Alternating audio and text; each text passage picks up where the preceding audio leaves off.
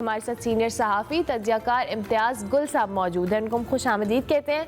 Thank you very much sir, बहुत शुक्रिया आपके वक्त का कि आपने अर्ली इन द मॉर्निंग हमें ज्वाइन किया। अस्सलाम वालेकुम जी। यहाँ धुंध नहीं है, आपके यहाँ धुंध हो। हमारी खुशकिस्मती है। ये सर आप खुशकिस्मत है इस मामले में, क्योंकि धुंध में बड़ा मुश्किल हो जाता है कम्यूट करना, लेकिन आई होप वेदर तो अच्छा होगा इस्लामाबाद का। जी अभी बेहतर हो रहा है, सर्दी कम हो गई है। चलें, लेकिन दैट्स ग्रेट। अच्छा जी इम्तियाज़ गुल साहब, ये जो अदलिया में दरार डालने का मामला हो, कंट्रोल करने के हवाले से हुकूमत के ऊपर बात हो रही है, और अब ये जो नए जजेस की तैनाती का मामला है, इस पर भी खासी तनकीद हो रही है। मैं आपका कमेंट इस पे चाहूँगी। देखिए 26वीं तरमीम आई थी और उसका लगता है बुनियादी मकसद यही था कि एक तरफ अदलिया के जो इख्तियारात हैं कम किए जाएँ और उसी को फिर इंस्ट्रूमेंट के तौर पे इस्तेमाल करें अपनी मर्ज़ी के फ़ैसले करने के लिए। हमारे जो हुक्मरान हलके हैं तो उनकी ख्वाहिश 26वीं तरमीम के ज़रिए पूरी हुई, और उसको आपको मालूम होगा क्योंकि 12 पिटिशन्स हैं 26वीं तरमीम के ख़िलाफ़ बार एसोसिएशंस की तरफ से, और साबिका कोई प्रेसिडेंट्स हैं उसके बार एसोसिएशंस के 12 के करीब हैं तकरीबन। और उसकी बुनियादी वजह यही कि सब समझते हैं कि इस 26वीं तरमीम के ज़रिए अदलिया को तकसीम करने की और अदलिया के इख्तियारात लेने की बड़ी कारी ज़रब लगाई गई है अदलिया की आज़ादी पे। और जो हम देख रहे हैं कि अब इस्लामाबाद हाई कोर्ट में दूसरी हाई कोर्ट से जज लाने के लिए बाकायदा अमल का आगाज़ हो गया है, और सिंध और बलूचिस्तान के जो सदूर हैं उनकी बार एसोसिएशंस के, उन्होंने उसको खुशामदीद कहा है, जबकि वकला की गालिब अक्सरियत ने इन 26वीं तरमीम और ये जो जजों के साथ अदलिया के साथ इस वक्त हो रहा है उसके ख़िलाफ़ भरपूर मुज़ामत का ऐलान किया है। मेरा ख़्याल है कल से हड़तालें भी शुरू हो रही हैं। तो एक बड़ी अफसोसनाक सूरत हाल है जो डेवलप हुई है अभी 26वीं तरमीम के बाद। अच्छा गुल साहब, कहा यह जा रहा है कि जो नई 8 नए जजेस की तैनाती का मामला है जिस पर हम एहतजाज कर रहे हैं, ये सारा जो प्लॉट है, जो तनकीद करने वाले कह रहे हैं जी कि ये प्लॉट जो है नए चीफ जस्टिस के हवाले से, अपनी मर्जी का चीफ जस्टिस के हवाले से किया जा रहा है ये plot build. Do you think the same? जाहिर है जी, आपको अगर सीनियर जज आएगा तो फिर तो बारी उसी की आएगी। यानी जो इस वक्त मौजूदा जज साहिबान हैं इस्लामाबाद हाई कोर्ट के, अगर उनसे ज़्यादा उम्र का, ज़्यादा तजुर्बे का कोई भी साहब आ जाते हैं तो ऑटोमेटिकली चीफ़ जस्टिस तो वही बन जाएंगे, क्योंकि वहाँ तो उमूमी तौर पे सीनियरिटी के उसूल के मुताबिक तय होता है कि चीफ़ जस्टिस किसने बनना है।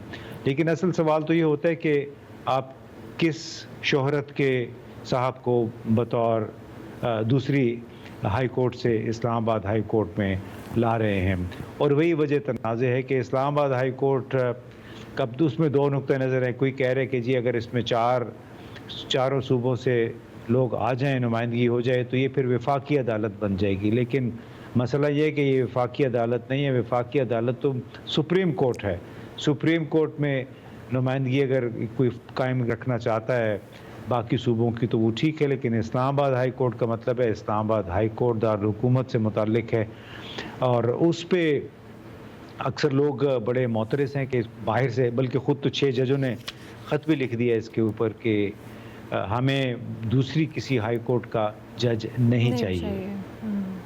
अच्छा गुल साहब, ये तो एहतजाज, अब चूँकि वकला हम जानते हैं कि जब भी सड़कों के ऊपर निकलते हैं, अगर हम माजी में भी देखें, अब एक केओस तो होता है और फिर ज़ाहिर एक प्रेशर भी बिल्ड होता है।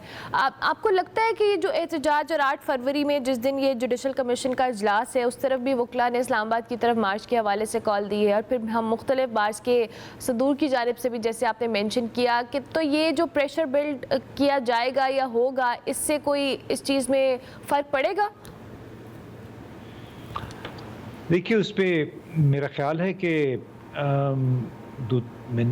राना सनाउल्लाह साहब ने भी ये बात की है कि 26वीं तरमीम जो है वो मुतनाज़ हो गई है। किसी और साहब का भी मैं बयान पढ़ रहा था, मेरे जहन में अभी नाम नहीं आ रहा है।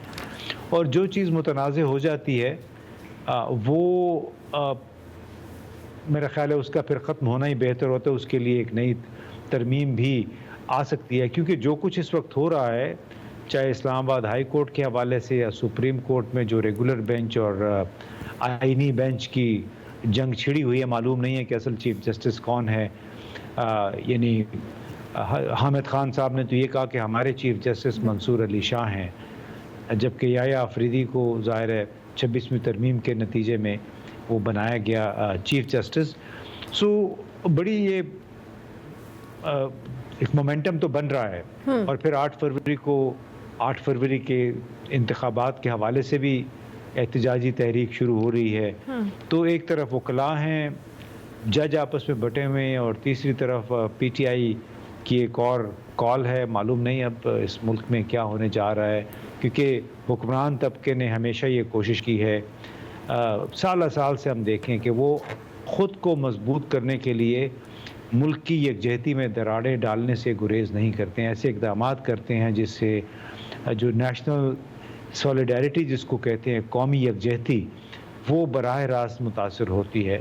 لیکن ظاہر ہے جو ایک دفعہ وزیر اعظم کی سیٹ میں بیٹھ جاتا ہے، صدر بن جاتا ہے، یا پھر جو آرمی چیف بن جاتا ہے، وہ پھر سمجھتے ہیں کہ وہ عقل کل ہیں اور اپنی مرضی سے وہ اقدامات کر سکتے ہیں، جس کے ذریعے ان کا وہ سب لوگوں کو تو یہ کہا جاتا ہے کہ ہم آپ کی فلاح و بہبود کے لیے کر رہے ہیں. لیکن جس طرح یہ پی کا آرڈیننس ہے ذرائع ابلاغ سے متعلق، یا پھر 26ویں ترمیم ہے، یہ کوئی نہ تو عوامی مفاد میں ہے، نہ ہی میڈیا کے مفاد میں ہے، نہ ہی عدلیہ کے مفاد میں ہے. ایبسلیوٹلی.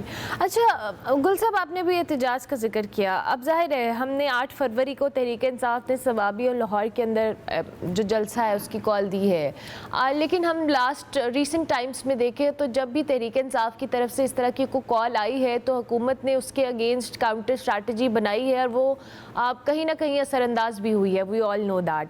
ڈو یو تھنک کہ اس بار جو جنید اکبر صاحب کہہ رہے ہیں کہ ہم پوری تیاری کے ساتھ اسلام آباد پہنچیں گے، وہ تیاری اتنی ہیلپ فل ہوگی تحریک انصاف کے لیے؟ کیونکہ محسن نقوی صاحب کہہ رہے ہیں کہ 8 فروری کو پھر یہ مت کہیے گا کہ 26 نومبر والا سلوک کریں گے ہم. کہ بڑی ایک افسوسناک صورتحال ہے. ایک طرف تو آپ نے دیکھا ہوگا شیر افضل مروت صاحب پہلے آئے تھے بڑے ایک رائزنگ سٹار بن کے، لیکن وہ بھی بڑی جذباتی باتیں کرتے تھے. وہ باتیں کرتے کرتے آج وہ سائیڈ لائن ہو گئے. جنید اکبر صاحب بھی ایسی جذباتی معلوم ہوتے ہیں. ان کے میں چند بیانات پڑھ رہا تھا جو کہ ایک اہم پوزیشن ملنے والے صاحب کو نہیں کرنی چاہیے ایسی باتیں.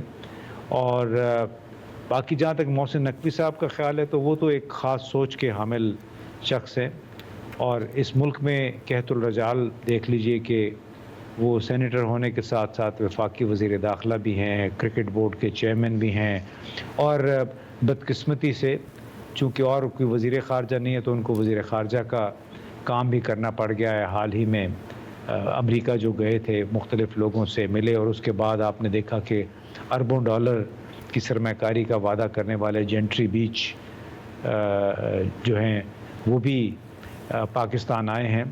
تو ہو سکتا ہے کہ محسن نقوی صاحب جس سوچ کی نمائندگی کرتے ہیں وہ سوچ پاکستان کو ان تمام بحرانوں سے نکال لے، قطع نظر اس کے کہ ان قانون، عدلیہ اور میڈیا کے ساتھ اور عوام کے ساتھ کیا ہوتا ہے. ہو سکتا ہے ان کے اپنے ارادوں میں یہ کامیاب ہو جائیں.